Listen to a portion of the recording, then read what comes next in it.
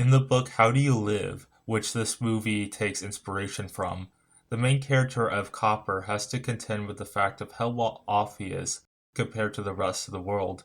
Copper befriends another student at his school named Uragawa. The friendship starts when Copper goes to check in on him after he had been absent from school for a long time. The kid had been consistently bullied due to his lower standing. In fact, the reason he had to be out of school for so long was to work the family business while his father was away. This is in stark contrast to Copper, whose family did lose some wealth due to his father's death, but was still perfectly well off, meaning Copper never had to worry about missing school to help with his family's finances. Copper in the book thinks too about where everything comes from. He comes to the realization that every product that ends up at his house went through a long line of producers, manufacturers, deliverers, and workers. But he just receives the finished product and gets out the joy of that minus all the effort it took to make and get it to him. Copper's uncle relays an interesting sentiment to Copper as he considers all these things about his world. His uncle tells him about the rice farmers they had passed while on a trip once.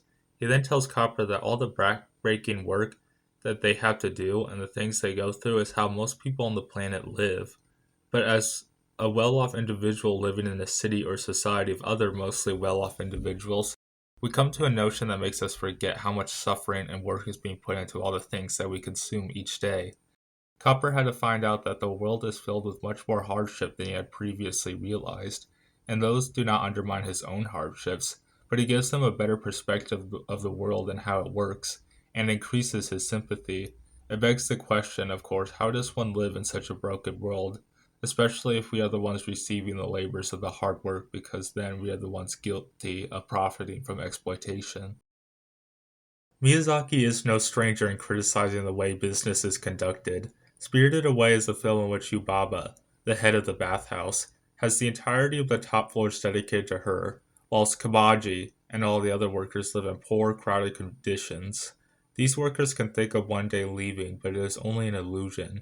They are trapped in that job because that is where Yubaba wants them. It's a very good movie in exposing how work is more a trap than a liberation, by showing how we are fooled in positions into where we think we will rise, but we will always be underneath the power of the same people. And this work and ideology is a corrupting evil, as seen through the character of No Face, a passive yet lonely spirit that becomes greedy and bent on consumption as they take in the culture that surrounds them. They became that way in an attempt to conform to the system to be loved, but the system is inherently one that lacks love. No Face had to leave that place in order to be themselves and to find love. Miyazaki continues these criticisms into his most recent movie. In this movie, Mahito's father is a distant figure in the life of Mahito. He spends long hours at the factory and was able to get a new wife and have a kid on the way before Mahito even met this new wife, who happens to be his aunt. Mahito's father runs a factory that builds plane parts for the military, meaning he is profiting from the same war that killed Mahito's mother. Mahito finds the plane parts themselves as beautiful when he sees them, but it is doubtful that he finds the war itself all too beautiful. Mahito's father has a lot of money, something that makes him stand out in wartime. He has food that no one else has seen in years, among other things I will mention later. When Mahito has to go to school, his father thinks that showing off the wealth of the family will bring good attention to Mahito, so he drives him to school, showing off how much wealth he really has if he could still be driving a car at this stage of the war, where keep in mind Japan had about next to nothing in terms of resources. However, it is implied that this action only led to trouble for Mahito. The other students have to walk to school and are constantly being put to work for the war effort. When Mahito is driven to school, it only creates an alienation between him and the other students. It is clear to see why this would upset the other students. Mahito ends up in a fight with the other students, but Miyazaki doesn't show things in a purely black and white manner, that the situation is just jealousy of the rich. We see other kids who are volunteering trying to break up the fight. Since this movie is somewhat autobiographical, I see why Miyazaki took the viewpoint of Mahito to tell the story of someone that's put into the situation of a wealthy family while the war crashes down around them. Miyazaki has been open about memories of his past, of his own father not helping those in need and driving off, and of stories of his father being very charitable to those struck by war.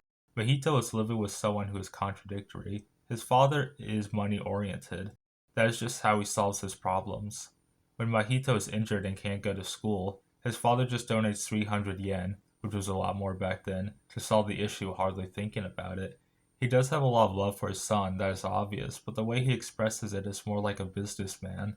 He wants his son to be presented as high class, and if someone wrongs his son, he wants to go out of his way to find who did it and punish them for it.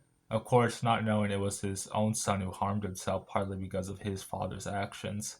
This is in contrast to Mahito's mother, to which we can be certain the relationship that Mahito had with her was filled with more warmth and love, and probably more similar to that of Natsuko or the women working for her who tend for him and take care of him as he recovers, while his father is out on a revenge mission. The love Mahito needs is that caring type of love, one where he feels validated for who he is rather than where he came from. Mahito isn't a character that goes through something like finding out poor people are people too. We already see that he has a wide range of empathy for people, and he is younger and less money focused, but he is still in a world where he is privileged. He lives in a house with many servants. One of these servants is Kiriko. Kiriko ends up falling into the same world as Mahito. Kiriko in Mahito's world was an elderly woman who had been working for what can be assumed decades for the family. But when Mahito enters that new realm, he comes across a different version of Kiriko, a younger Kiriko who is not in service of Mahito's family. This Kiriko, though, still has to work hard and defend themselves in this mysterious world. But when Mahito shows up, Kiriko uses him to help her, meaning Mahito has to experience, if even for a short while, the life many lead for survival, expanding his view of the world like what had happened to Copper. But he doesn't necessarily like it, as shown by his disgust at opening a dead fish, and that is okay. But Kiriko doesn't set Mahito to be in her service. It actually helps him for the start of his journey so that he can save Natsuko, and later it would be Kiriko who finds and saves Natsuko later, not out of service, but out of love. Finally, we have the Grand Uncle. He is a mysterious character. What we know of him is that he had the tower built around the fallen asteroid, and when did that asteroid fall? Right at the Meiji Restoration, a time of great change in Japan where culture considered Western, usually from Europe and the US, would spill into Japan. When Mahito enters the building, he is in modern clothing, while Kiriko, a much older character, is wearing a much more traditional kimono and wooden clogs. When the building came together, it was at the beginning of Japan's empire, and it collapsed with Japan's empire, when the ideas of expansion and exploitation could no longer sustain itself and unraveled violently. The Grand Uncle had the tower built using his wealth at the expense of others. In fact, it was a dangerous process that even led to deaths, but he believed he was doing something good for the world, and when he created his new world, he still believed he was doing something good, justifying the means for the ends. However, that just wasn't possible. He thought he was doing good, but his power was crushing those he put to work to make this new world. Therefore, he had a malice, and he was too late to find out that with that malice, he was never going to be able to create a perfect world. He put together a world in the way he thought one would put together a world from his perspective, which was hiring a lot of people and making a big building, which wasn't much beneficial to anyone. Neither was introducing those birds into that world. At the end of the day, Mahito found satisfaction with Natsuko, Himi, and of course the heron.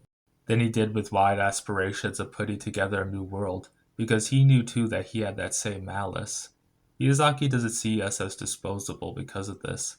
The parakeets aren't disposable, the pelicans aren't disposable, the workers aren't disposable, not even the bosses deserve death. We cannot end our problems of greed and violence with more greed and violence.